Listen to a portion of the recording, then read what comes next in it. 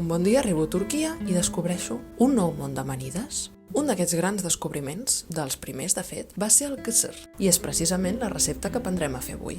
Som-hi? L'estrella del show d'avui serà el bulgur, que ara està de moda, però a Turquia se n'han menjat tota la vida.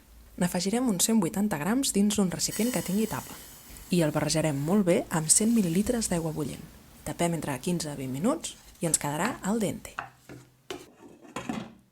Mentrestant, tallarem mitja ceba a trossets petits.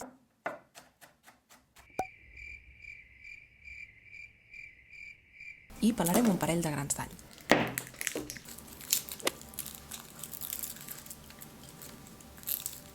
Ho sofregirem tot amb un rajolí d'oli d'oliva, el millor oli d'oliva és el de rasquera, i un pessic de sal, perquè la ceba faci allò que diuen de suar. 5 minuts després cal posar-hi una cullerada sopera de pasta de tomàquet, perquè li doni aquella vidilla al plat, tant pel sabor com pel color. Ja sabeu allò que diuen, que el menjar entra pels ulls. Ara la part més amanidosa. Tallarem unes fulles d'enciam i també una mica de ceba tendra. També hi podeu posar altres verdures fresques. Al julivert, per exemple, li va de conya.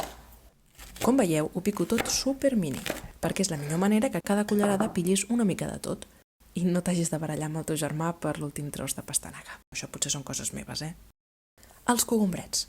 Els cogombrets en vinagre són un plus d'alegria en aquest plat.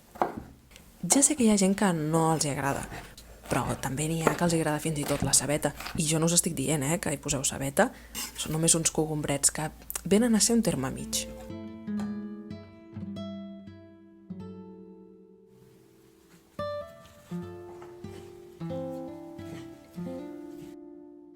Passem a l'amaniment.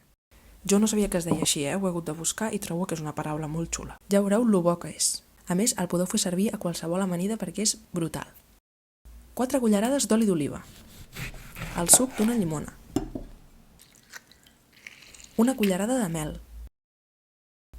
Sal. Pebre negre acabat de moldre. Una mica de curri, picant si us hi animeu, i un pessic de comí en pols. Mesclem amb energia perquè emulsioni l'oli amb el suc de llimona i càmera lenta, si us plau. Brutal, no? Boníssim. Quina passada, no? Sí, brutal, Quina passada, no? Tastem a veure com ha quedat, molt important. I ja ho tenim, tu! En un tàper us aguantarà bastants dies a la nevera. Ens veiem a la propera recepta, no? Sí, va, ens veiem a la propera. Bon profit! Afiyet olsun!